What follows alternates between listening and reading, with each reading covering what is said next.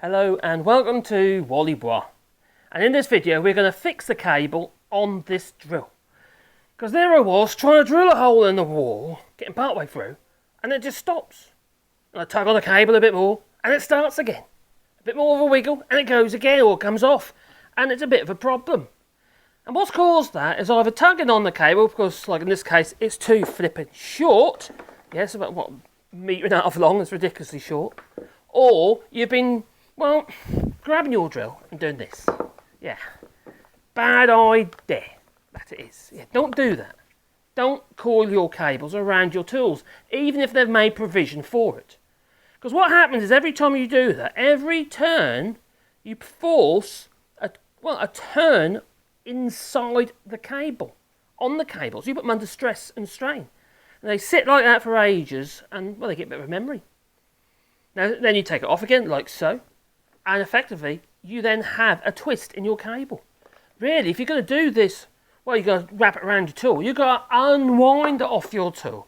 Otherwise, you'll impose a twist in the cable. And as you can see, we have a bit of an issue here. Now, this drill, well, it doesn't work properly. It goes off and it goes on. I'll tell you what, let's see if I can mimic the problem. I'll plug it in. So, let's see. Nothing there. Nope.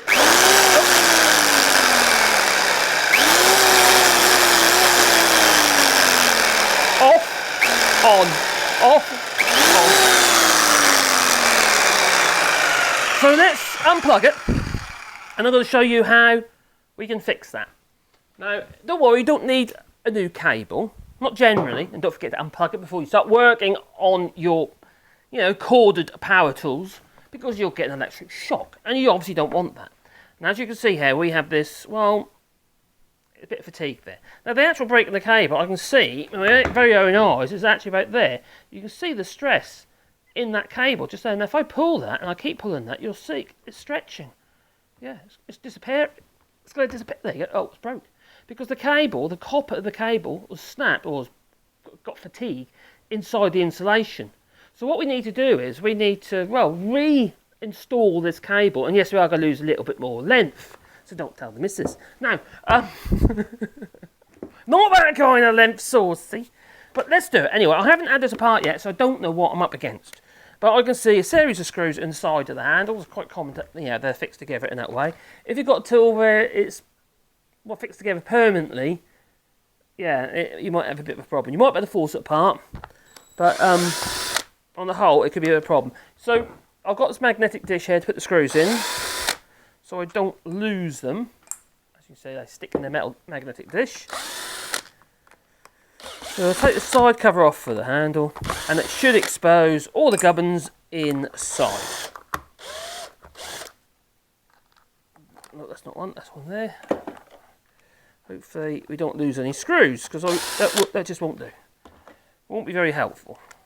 I don't want to be crawling around on the floor looking for screws, because it wouldn't be the first time, no. Alright, so they're in there like so. So we should be able to, with a bit of a help, prise the two halves together. It's like clamshell construction. That's quite common on most drills that are like this. You might have slightly different situation, but generally speaking, they're usually a two-part handle, like so, like a clamshell sort of construction.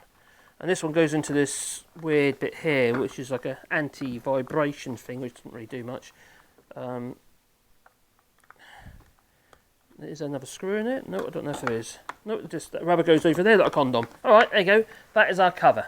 So now I should be able to remove that and expose the switch, the capacitor, and as you can see, all the connections.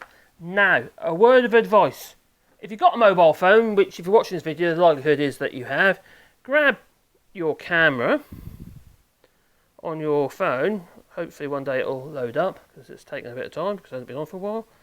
And yeah, where's the camera on here? I can't even see it. Sports tools. Oh, it's there. I'm not editing this video, so I do apologise. So anyway, take a picture of it so you can see what is what. Yeah, so you've got a reference for later. If you get a bit confused about colours or anything like that, take a picture before you actually take it all apart. Now, I've got 2 screws here, which I'll just use a battery drill on this clamp. And the clamp holds the cable to the handle so it doesn't actually strain the wires inside the cable. So we'll move that out of the way. That's off now. And now it's exposing this. Now, as you can see, this is actually a really easy one to fix, because it has screw connectors here. Sometimes they're not, sometimes they're push connectors, sometimes they'll be wired in or soldered even, or you might have little crimp-ons like these. So I didn't know what I'm going to get up against when I took it apart. So you might have something like, you know, a smaller version of that, say, for instance, which you would use a crimping tool such as one of these. Quite a common thing, get them anywhere. Especially in a motor factors place, you know, like a car repair place, you know. So looking at this, because the type it is, I'm going to need a screwdriver to undo the screws. Usually a good idea. But first of all, I need to remove this, and I know which is neutral and which is live. But you know what I'm going to do? I know it because they've obviously got the cables on. And neutral is the blue, and the live is the brown in this case. It might be red in your case, but generally it'd be brown, depending where you are as well.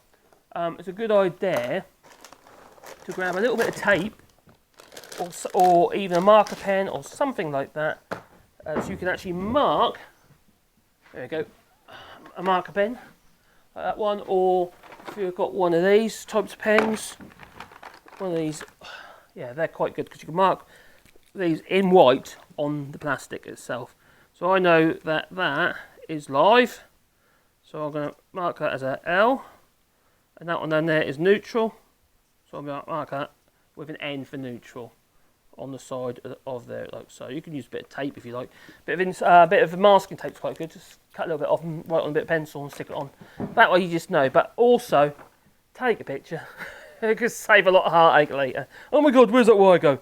Yes. So what we're going to do is remove these 2 screws. This one, like I say, this job is actually a darn sight easier than I first thought it was going to be. So there you are. We have it removed. The cable is now removed from the switch itself, and we have the live and we have the neutral.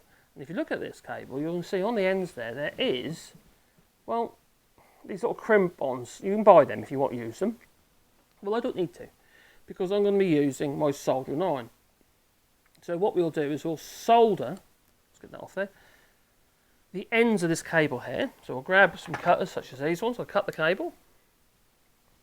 I need to see how much exposed there is. So I need to think, okay, we can cut that off there. We know where the breakers and the cable, it's there. So let's take a little bit more off than that, just so it's both are the same.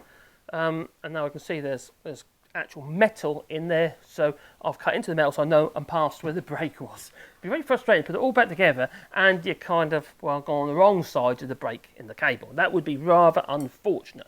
So I'm going to use this as my template, what's left here.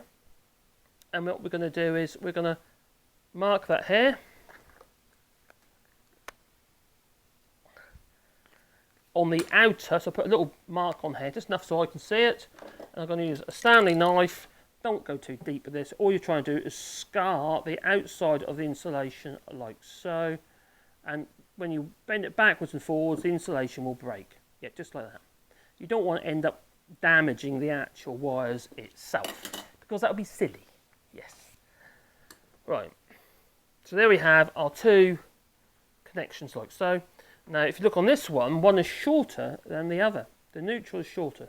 So like I said, I want to mimic it. I don't want loads of excess cable sort of wrapped up in the handle for no reason whatsoever. So what we'll do is we'll take a little bit off the end of that one. And then what I'm going to do is I'm now going to take the outer insulation off. Not too enough so I can actually do what I'm going to do. I'm going to do a thing called tinning the end. Normally you tin something so it makes it easy to solder it to something else. But we're going to do it because what's going to do is the screws in the switch here ideally need something to press down onto. And if you haven't got these little crimp-ons, a soldered end, a blob of solder on the end basically, will give it something to squeeze into and lock it into the handle. And you won't risk cutting through the wires themselves. So let's just plug this back in.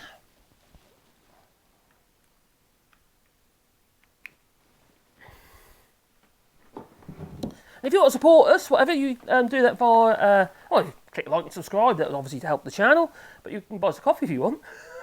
Cheeky, isn't I? Yeah. So turn this on, and the links are down below in the description that they are. But you probably know where the like button is. Don't forget to like the video. So we've got a bit of solder here. You can use other solders if you like. This is actually a multi-cored solder for electronic purposes. I don't know when the other solder's gone. It usually is in there, but it's not. So I don't normally use this one for this job, but it will do the job nevertheless. Some solders are softer than others. So what was it in there? Is that solder? No, that's just wire. Aha, here's some solder. This is a better solder to use. That'll do. It's a multi-cored solder again, but it's a little bit more heavy duty. It requires a slightly higher temperature because it is, well, a harder solder. Now you can use all sorts of things. You can use holders in place. All I'm going to do is prop it up here like so. I normally got some things called helping hands, but I forgot. But that'll do. As long as I can see it there. Can you see it? You can see it. There's my wires. And what we're going to do is we're going to tin the ends. The temperature now is up to over 400 degrees on the soldering iron. You might have a different sort of soldering iron to this. Any soldering iron will do the job. It's just this one's what I use because it's what I've got. So we're going to heat the end of the wire and then feed the solder to the wire. Not the soldering iron necessarily, but to the wire. Because that way you know you've heated the wire up enough. Because it'll start drawing the solder down the strands of the wire. So is that one done? And I'm going to do this one as well. Now I've actually got a couple of drills in my cupboard behind you actually, which were skipped. One was a Bosch Professional, green body Bosch Professional, a nice drill, modern drill, which don't work anymore, so they just put straight in the skip. Me being a scavenger that I am, I got it out of the skip because I knew what was wrong with it. Because it's so simple. And I got still going, well, like I say, it's in my cupboard and I do use it. Quite regular, in fact. So just mind it will be hot, which I can tell you right now. Just got to cut off the ends. So now we have two nicely tinned. So effectively we've got bits of metal, really, on the end of the metal. So it's, yeah, and that's then transfers the electrical current as well more freely. It's better, actually, than using those funny little crimp-on things. Because that is an actual physical connection to the wire itself, whereas that one is more of a compression onto the cable. So what we've got to do now is actually connect these back to put them back into their little homes.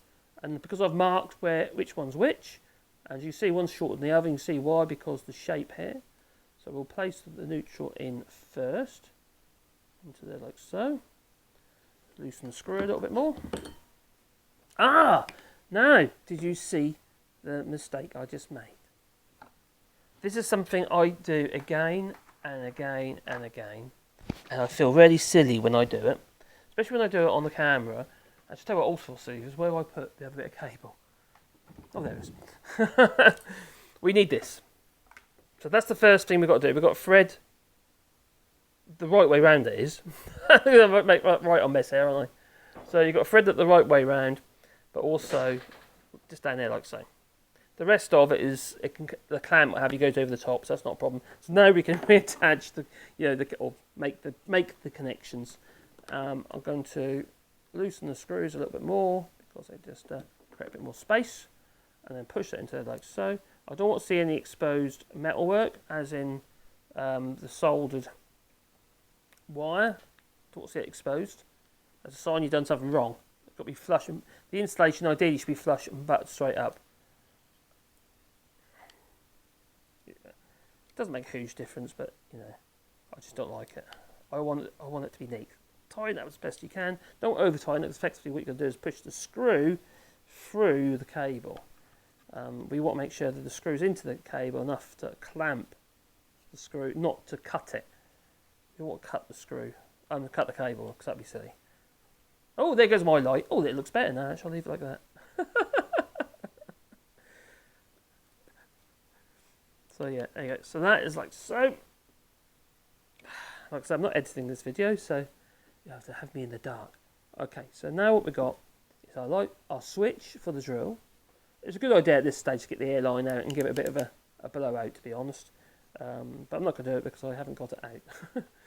So now what we're going to do is we're going to reinstall everything as it was, so basically reversing our steps. So we know that needs to go down here like so, in there, into that part of the handle.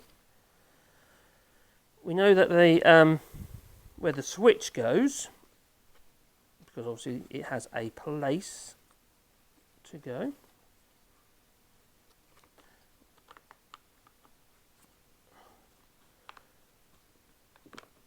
And I'm looking at this now, it might have been better off if I took the handle off in the other direction, looking at this. Because it's actually... things you don't know this stuff until you actually take it apart. So that has all got all the recesses in it. Whereas this side is just to hold it down. So really, what I should have done is took this side off first. So what we'll do is we'll turn this over. Like I said, I didn't know what was up against until I'd actually took it apart. So that needs to go on there like so. And this one goes there like so. That cable's got to go in. Because all the parts of the drill that sort of brings it all together is on this side, not on the other side. So now we need to, let me just put it on the right side, would be a good idea. I'll feed it through. So I'll thread that through like so, because I've been an idiot. That's more like it. That can sit in there. As you see, it's got all the little recesses to sit all the components, like the switch for instance, into place, into the handle. And then we're going to bring the handle down here like so. You see what we've done is where that fatigue is no longer there, it's gone. We got rid of it. You know, where the broken cable is, it's gone altogether. So all we need to do now is make sure that we place all the little cables into the retrospective places, such as that, and like that. Now if you're finding it a bit awkward to keep everything where it's supposed to be, a little bit of hot melt glue just to hold the wires down as you go. Now that's something I should have done really, because that would have made quite a difference. I'll turn that soldering iron off. And this has somewhere that sits in there. And then that go down there like so. So these wires have all got those little slots to sit into, so it's all quite neat really. Does it go that way or does it go the other way? I suppose it matters really. Does it go that way or that way? Oh, it goes that way like so. That's it. So that's it in there like so. So where all the screws go, you can see all the parts where the screws come together. Well, you're at risk of clamping. You know, the cable get trapped in between the two parts of the handle. So you don't want that to happen. So you need to make sure that all those parts are in exactly where they're supposed to be. And then we've got the clamp, which is here. This clamp clamps the cable there. So there's two screws. They're all the same? No, they were different screws though, weren't they? La la la la la. This is when you can't find the screws.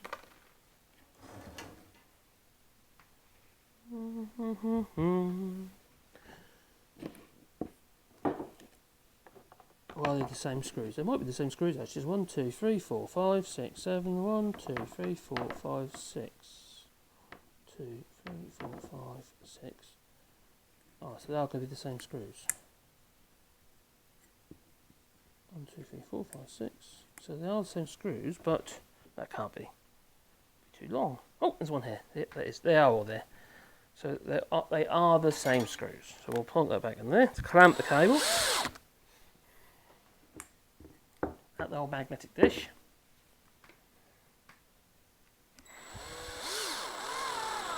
Like so. So in theory we're fixed up. We're just reassembling the actual drill itself now. Now we've got to make sure that all slides into where it needs to be. And now, so what happens with this handle, because it's got all the shock adjustment on here, that's not screwed to the body. It's literally relying on clamping that part of the body here, but also at the top here as well. So it clamps it with the handle. So like I said a minute ago, it would be a good idea for me to have actually got the air line and clean everything up properly. Because this type of drill, because it's a masonry drill, it is subjected to a lot of dust. But I haven't actually put it together. No, I haven't. Damn.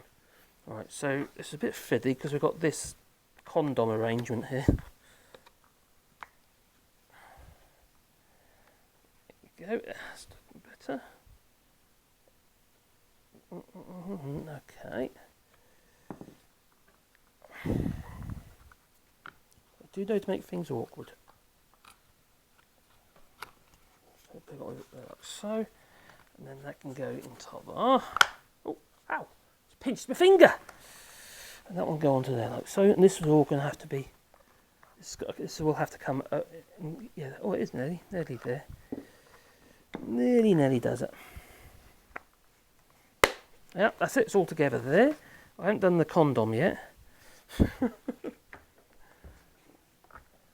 But before I get too carried away, I'm going to clamp that before it falls apart. What do I mean clamp it? I'm going to put the screws in.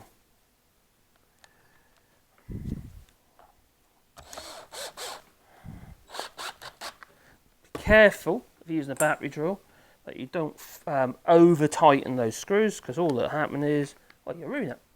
Pretty much. You'll just rip the threads, the plastic threads, out the handle. So you just need to make sure as you're doing that, when it stops, that is it. You're not, you don't carry on tightening it, graunching it up, and it's got to be tight. It's got to fall apart if it's not tight. No, it won't. It'll be fine. Just don't over tighten it. So I'm just trying to get that condom back on there. I know I'm calling it a condom. I don't know why actually, but it's kind of like, as long as I've got to squeeze the end, that'll be fine. Right.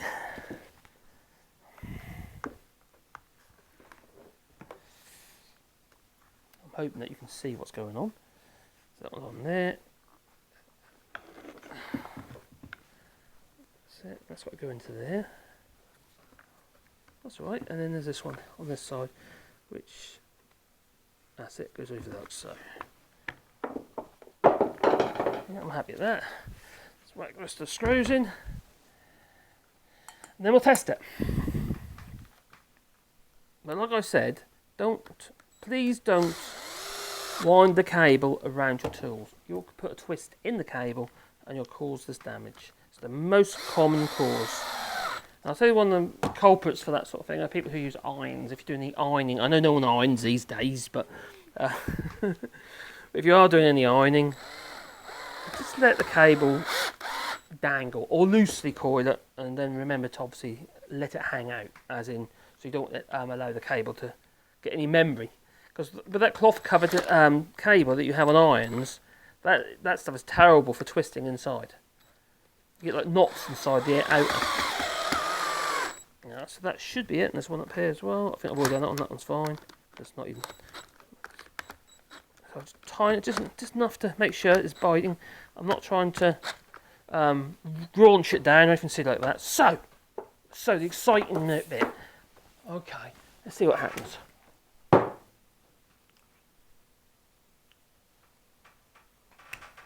Right, will it work? I'm fairly confident it will. If it doesn't, I've done something seriously wrong.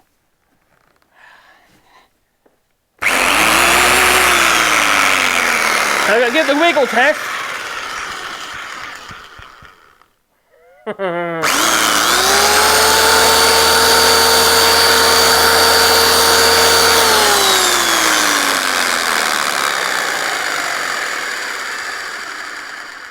So there you go.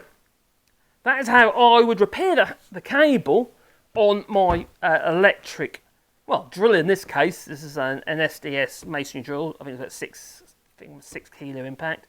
But if it's any ordinary kind of power tool that has a cable, or anything that has a cable, if, for instance, all of a sudden it starts not working, or sometimes it does work, it's on, off, and you can't quite work out what's going on, the likelihood is you've got to break any cable. And it's usually at this end here somewhere. Most likely place is just here, where that cable has been forced backwards and forwards like that in use. But equally, if you're doing this, twisting it around your tool to store your tool, it's not a great idea.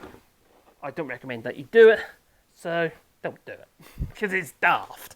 You can cause yourself more work. Yes, something else you'll have to mend, and the cable will get shorter and shorter and shorter, and you have to go and buy another cable. In fact, maybe I should have done with this drill, because the cable's too flippin' short anyway. That's silly. Anyway, I'm going to say, If you feel kind, don't forget to click like and subscribe, and maybe that little bell icon, because then you get one fuzzy feeling in your pocket every time I upload another video, and I'd hope you'd be excited about that. And if you've got sports, you can do that on Patreon or buy us a coffee, and the links are down below in the description, and it is very much appreciated, that it is. So I'm going to go. So, ta-ta.